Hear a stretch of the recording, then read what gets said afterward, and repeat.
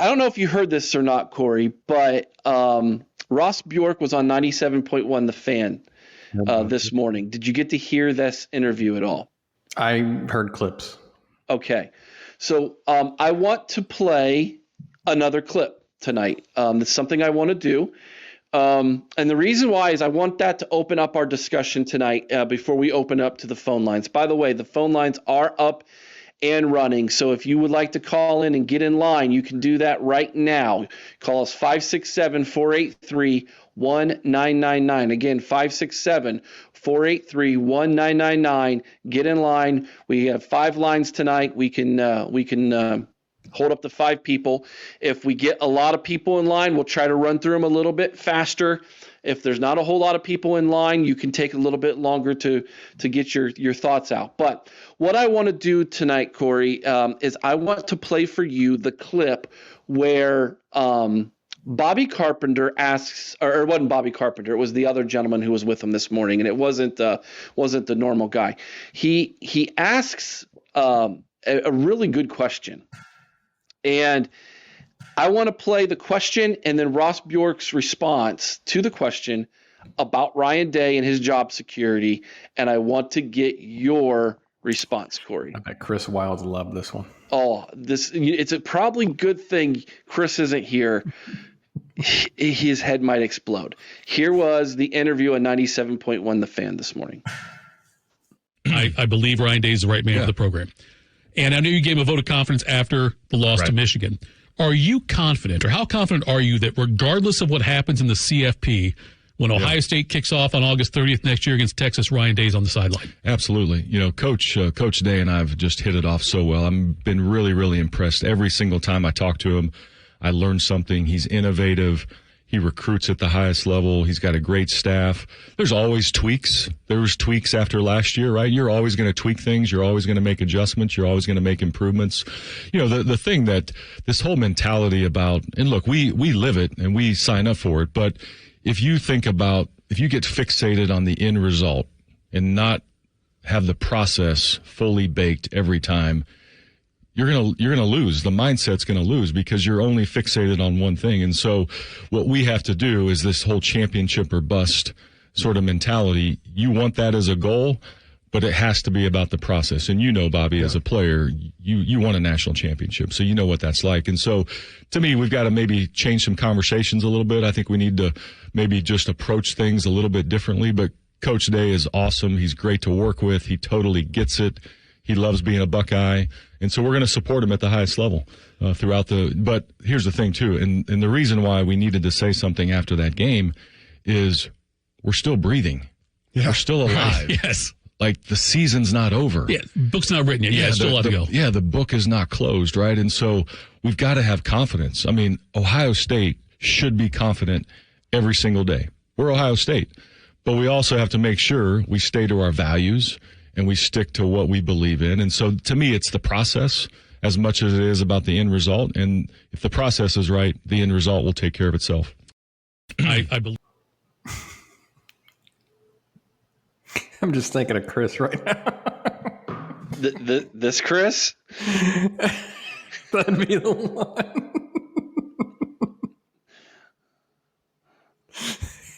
Oh man, is he on stage right? Is he on stage right now throwing his son's instrument and? because this Chris's eyes twitching.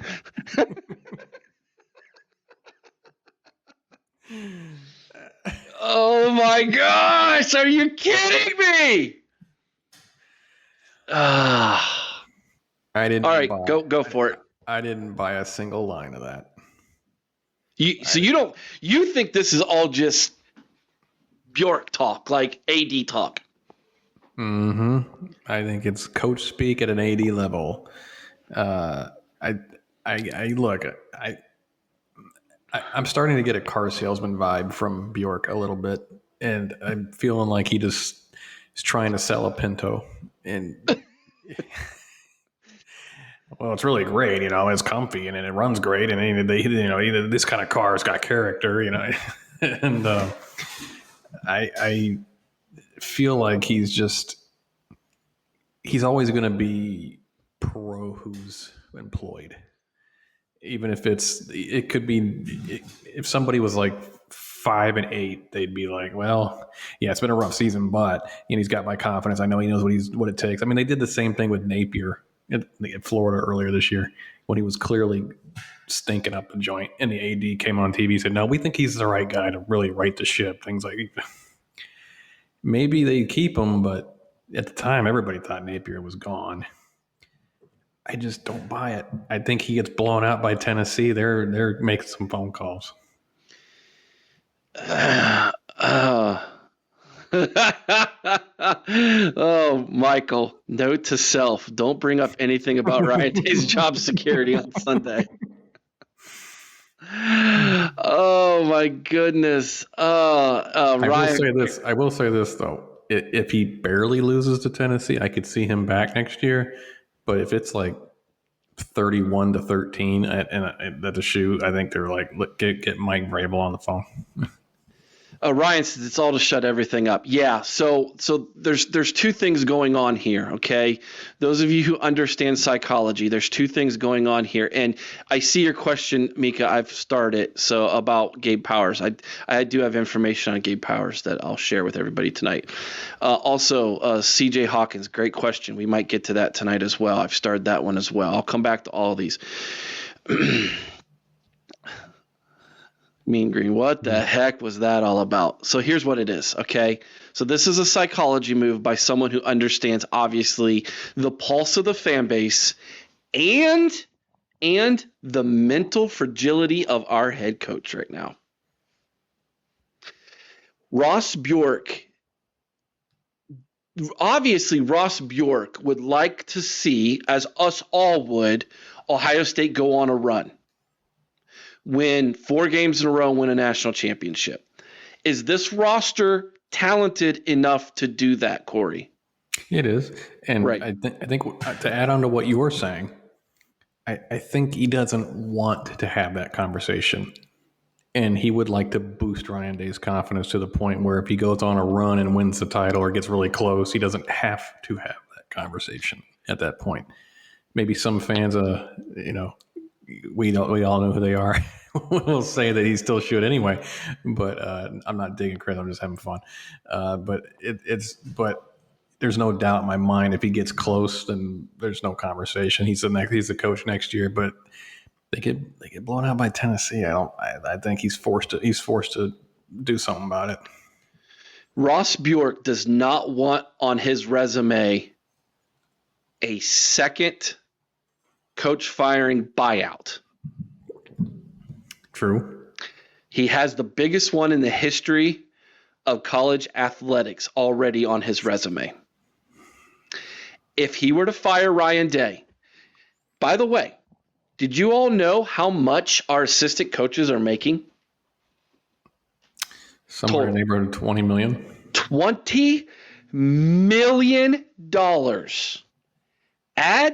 Add half that. Let's say half. 10 million. So half of them are gone. They owe 10 more million. On top of the buyout that Ryan Day has, which is $50 million in buyouts. Now, let's say the head coach he goes after says no, that we all think would be a possibility. He has to go out and get another head coach. Mm-hmm. Plan B, plan C here. And he has to add that buyout because that guy's out of university as well. This thing could get up into the avenue of $60+ million of a buyout. Ross Bjork wants to fire him next year, if possible, not this year. He is trying to get Buckeye Nation. Come on, guys, we need you. Ryan can do this. Let's give him confidence, everybody.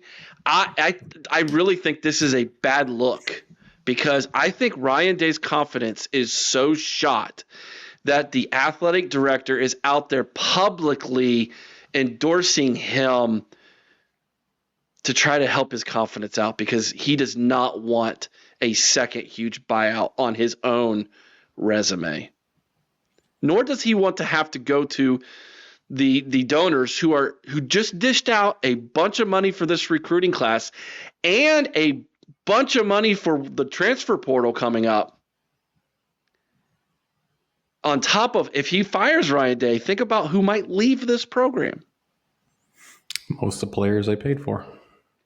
So, whether we like it or not, I think Ryan Day's here for another year. Sorry, Chris.